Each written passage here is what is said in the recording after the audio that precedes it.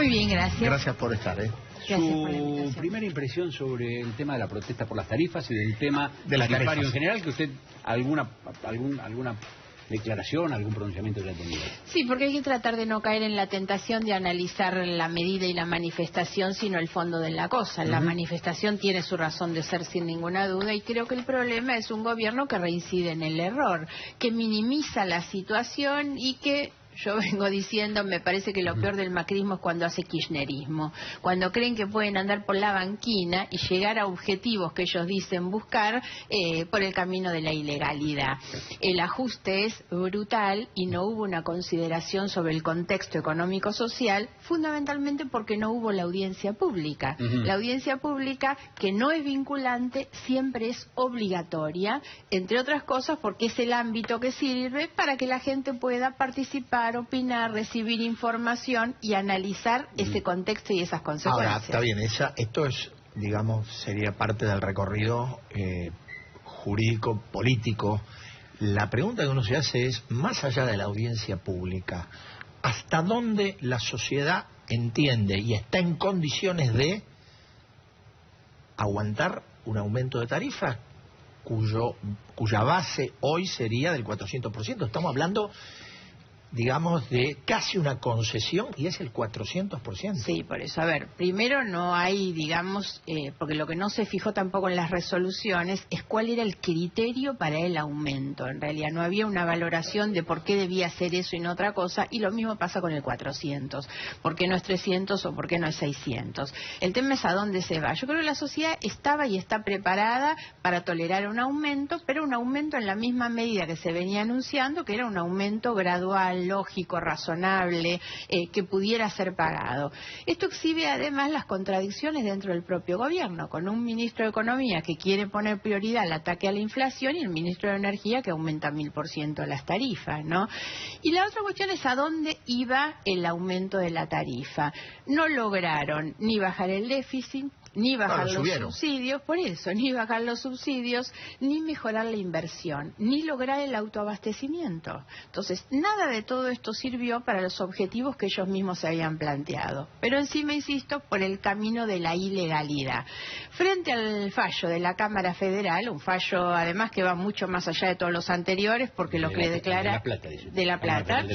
Es el único que va sobre la cuestión de fondo y declara la nulidad de las resoluciones. El gobierno que debió haber hecho, tomarlo en realidad, tomaba eso y empezaba de nuevo la historia. En cambio, una puerta de salida. Eso. Claro, exactamente. Y en lugar de eso sale y dice, no, vamos a hacer las audiencias en octubre. ¿Por qué no las hacen en agosto? Y empiezan las cosas de nuevo y prolijos. La idea del persantum que no podía ser, etcétera. Muy desprolijo, muy desprolijo, porque además pretendieron ejercer sobre la Corte una presión para que la Corte falle lo que ellos querían, y la Corte le puso sus límites, ¿no? Entonces, yo siento que todo esto debilita al gobierno. Y ellos han minimizado las consecuencias, tal vez porque no tienen la mirada que el resto de la sociedad está esperando, que es, en lugar de andar solamente las cuentas y viendo además de qué manera garantiza la rentabilidad de los grupos económicos, porque sigue pareciendo que ese es el objetivo principal, empiecen a mirar un poquito lo que pasa en la calle, ¿no? Antes de entrar al tema de su litigio con la expresidenta y de la caja de seguridad de Florencia Kirchner que se abrieron, le pedimos al director que en 30 segundos, nos repase cuál es el estado judicial de la plana mayor kirchnerista. Cristina Fernández de Kirchner, Julio De Vido, Amado Vudú, Aníbal Fernández, Axel Kicillof, José López, Juan Manuel Abal Medina, Jorge Capitanich, Ricardo Jaime, Juan Pablo Schiavi, Guillermo Moreno, Alejandro Banoli, Daniel Goyán, José Sbatela, Sebastián Gramajo, Héctor Capaccioli. ¿Granero nos faltó? Algunos más faltan. Sí, bueno, es una lista provisoria que se está moviendo tanto. Y hay algunos que tienen más de un procesamiento, pero bueno, no está procesado por el Cedronar. Era para enfocar un poco y ayudar a recordar que es la lamentable fotografía de los últimos años. Ahora, ¿no? Cristina dice que la persiguen porque la quieren detener, y con usted se la agarró y le dijo de todo, y usted le contestó también. No es un duelo de lenguaje florentino, sino que se dicen cosas. ¿Qué va a pasar con esto? ¿Con el litigio suyo con Cristina? ¿Con las causas que usted está denunciando? ¿Con las cajas de seguridad de Florencia Kirchner? Frente a esta idea de que puede ser una perseguida política, yo creo que lo único que nos falta es que salga Lópezito a decir que lo persiguen políticamente, mientras que estamos viendo cómo pasaba en los bolsos, ¿no? A ver, yo dije que había cajas y había cajas. Dije que había millones de dólares y había millones de dólares. Esto usted dice porque se abrió hoy. Sí, y por lo que la presidenta me está demandando a mí, en realidad. Entonces, dije que había cajas y había cajas. Dije que había millones de dólares y había. Dije que estaban a nombre de Florencia Kirchner y estaban. Dije que había movimientos extraños en las cuentas y había movimientos extraños en las cuentas.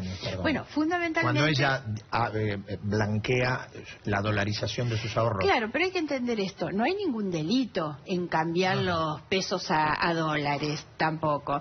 Ahora, ella hace estos movimientos casi en simultáneo con que el juez Bonadío la convoca, y ella había ido a tribunales ese día para esa razón, que era notificarse del embargo sobre sus bienes.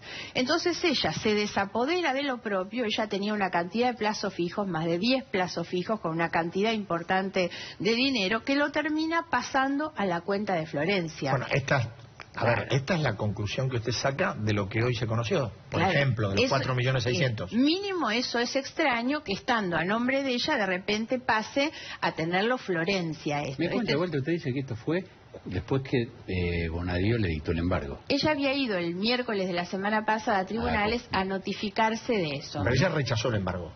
Claro, pero a mí me da la impresión que lo que se busca también es insolventarse. ¿Por qué razón yo presenté el escrito?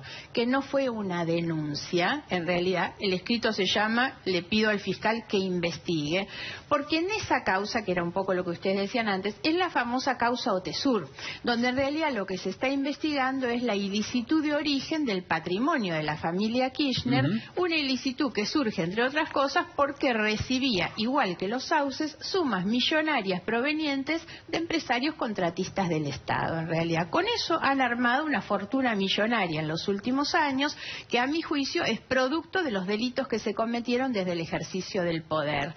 Ese es el núcleo de lo que se está investigando. Y juez y fiscal, sobre todo el fiscal Policita, ha desplegado una acción muy importante para buscar cómo está constituida esa fortuna y ver de dónde sale esa fortuna. Entonces busca los inmuebles en el registro de la propiedad, busca las sociedades en el registro de sociedades, las empresas, los hoteles.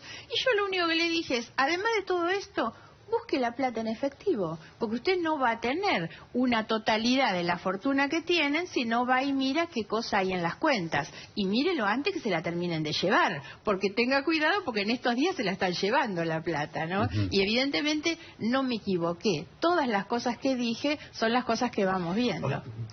Perdón que insista sobre una cuestión, porque por ahí yo malinterpreté. Usted dice que en el momento que Cristina se notifica del embargo hay un traspaso de las cajas de nombre de Cristina a nombre de Florencia. Sí, había sido en los días previos. Bueno, sí, Por eso hay que mirar con cuidado todo esto que yo digo, mínimamente son movimientos extraños.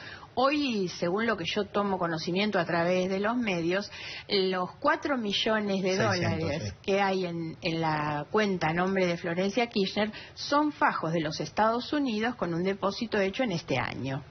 Entonces yo digo, bueno, a ver, el juez que empiece a mirar de dónde viene esa plata, cómo es que llega esa plata a esos lugares, pues yo tampoco sé si en realidad especificaron los plazos fijos que Cristina tenía o esta es plata que viene de algún otro lado. No lo sé, sinceramente. Lo que le estoy pidiendo al fiscal es que investiguen por lo menos esto que yo considero movimientos no normales en el patrimonio de alguien.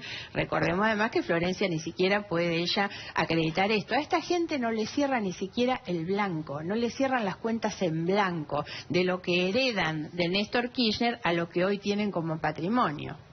El abogado de Cristina Fernández de Kirchner dijo que usted va a tener que ir ahorrando bastante dinero porque todo este litigio le va a salir muy caro. Yo Usted está ahorrando, está guardando para esa digamos, eso con circunstancia seguridad, eventual. porque lo que está claro es que yo no me enriquecí en la función. Llevo muchos años en la función pública y sigo viviendo en la misma casa que compré hace 25 años, en realidad. Es algo que no pueden decir ellos. Entonces, por supuesto, él es consciente de que yo no tengo plata para pagar un juicio millonario. El abogado ha dicho una sarta de disparates también en estos días. Creo que a esta altura ni siquiera le hace mucho bien. Ellos tienen muchas dificultades para explicar, en realidad, y cuando sale el abogado a explicar me parece que los deja peor. Ahora, también en esto ha sido muy llamativo el estado de nervios que transmite no solo el abogado, sino la señora de Kirchner la semana pasada. Ella nunca había hecho una referencia personal. A mí no, eso le iba a preguntar. A mí me porque llamó en verdad mucho la nunca atención. cuando fue acusada de cantidad de cosas, Claro. ella contestó. Sí, sí. Es la primera vez que contesta y personaliza la Sí, sí. respuesta. A mí me llamó mucho la atención y por supuesto lo adjudico a que por detrás de las cuentas y la necesidad de andar rindiendo cuentas, lo que se está derrumbando es el relato. Está claro que se les cae el relato y que lo que yo hice fue ponerla en evidencia para que ella explicara en realidad cómo tiene, después de tantos años de funcionaria pública, cobrar un sueldo de la administración pública, las sumas millonarias que tiene. Hoy ella sale, recuerden ustedes cuando dijo que su fortuna era por ser una abogada exitosa y no le conocemos ni un solo juicio que haya ganado. Ahora dijo que su fortuna se debía a los alquileres de inmuebles, que ella se había dedicado a alquilar. Lo que obvió decir es que las sumas millonarias que acumularon fueron el pago que le hicieron 2 empresarios contratistas del Estado. Eso es en gran medida el incremento de aproximadamente 10 millones de pesos por año que ella declara, insisto, en blanco, proveniente de 2 empresarios a los que ella benefició con sus decisiones. Por eso es que también ¿De quién hablamos? ¿Lázaro Báez? Claro, no, y los funcionarios públicos, esto iba a explicar. Por eso en las últimas semanas yo también presenté un escrito pidiendo la ampliación de la investigación para que se incluya el delito de asociación ilícita, que es, dice el Código Penal, la asociación o banda, el Código dice que son una banda, de 3 o más personas que se organizaron para cometer delitos. Porque lo que nos convencimos, y creo que esto está a la vista, es que no hay hechos aislados, no hay ningún llanero solitario acá. Y hay que entender además, frente al episodio de López, que ustedes también están analizando, López no actuaba solo. Y si hay una persona que servía claramente como el engranaje de un sistema de corrupción muy institucionalizado dentro del Estado, era López. Porque López era el coimero, el valijero, el que pedía, pero pedía a nombre de la señora. Nadie le hubiera ¿A usted le dado. consta eso o son cosas que se escuchan y todavía no se prueban? Pero a ver, nadie le hubiera dado a López un peso si era para José López. Todo el mundo sabía que ponía en un lugar que terminaba tributando en otro. Pero además me remito a las pruebas y a los elementos. López le daba las obras públicas a Lázaro Báez y Lázaro Báez le pagaba con el formato alquiler de inmuebles, hasta le pagaba el alquiler y las expensas del departamento que ocupa Cristina Kirchner. Entonces, pocos casos hay de un circuito de retorno tan pero tan sencillo. Lo benefician con esto. Y lo que digo es que de esa asociación ilícita participaban muchos. Echegaray es una pieza central en todo esto. Lo es Devido, lo es López, lo es el director de Vialidad. Entonces, me parece que hay que empezar a tener una lectura un poquito más integral, porque si no nos quedamos con las monjitas. Yo no quiero exculpar a las monjitas, pero la verdad, miremos el circuito de corrupción que hay alrededor de José López, que era el engranaje de eso. Antes de que terminemos, le quiero hacer un par de preguntas de la política de todos los días, que es otro escenario. Usted hace poco se sacó algunas fotos con Sergio Massa, hicieron algún acto juntos en Mar del Plata. Hoy Massa va y se sacó una foto con el senador Pichetto, con el senador Valmedina, con el diputado Romero, que preside el bloque justicialista. ¿Usted cómo le cae esto? ¿Hay una alianza con Massa que incluye la relación de Massa con el peronismo más tradicional? A ver, yo no tengo con Massa ningún tipo de alianza electoral, y no estamos pensando en el año que viene. Esto nunca ha sido materia ni de conversación entre nosotros. Sí está claro que hay un espacio intermedio en disputa, que seguramente será el año que viene, que es cada vez más grande, porque ni los votantes de Macri y de Scioli son enamorados de Macri y de Scioli, y hoy esa es la gente que quiere que nosotros trabajemos en lo lo que nosotros le llamamos la agenda social, que es la agenda de la gente. Entonces yo coincido con Massa, porque Massa es una persona que además lo practica todos los días, que va al Congreso y este muchacho ha sabido negociar en el Congreso mejoras para los jubilados, mejoras para las pymes, mejoras en el impuesto a las ganancias, para las provincias. Entonces a nosotros nos identifica hoy una agenda de trabajo vinculada con cómo le hacemos mejor la vida a la gente, porque ese es el objetivo de la política. En ese espacio intermedio, que yo creo que es muy, muy grande, veremos el año que viene cómo estamos y quiénes entran en esa disputa de ese espacio. Dígame una pregunta, la vuelvo al tema anterior. ¿Usted cuándo tiene la mediación? La mediación es para agosto, yo estoy pidiendo mañana el adelanto de la fecha. ¿Es tete a tete o pueden ir los abogados? La ley dice que es obligatorio, que es personal, y hace una excepción para quienes viven a más de 150 kilómetros. Por lo tanto, supongo que tal vez ella esté exenta de ir. Una aclaración es que la señora de Kirchner me denuncia a mí penalmente, y esa es la causa que está hoy en la jueza Servini de Cubría, y por otro lado me manda la citación para la demanda, que es una demanda patrimonial, económica, de daños y perjuicios, ¿no? En esa es en la mediación, no es una audiencia en la penal, que seguramente también vendrá, ¿no? Vamos a tener que volver a invitarla después de ese momento. Sí, a que nos cuente cómo fue el encuentro. Gracias, muy amable. Gracias a ustedes. En menos de 2 minutos, Beatriz Sarlo en Código Político.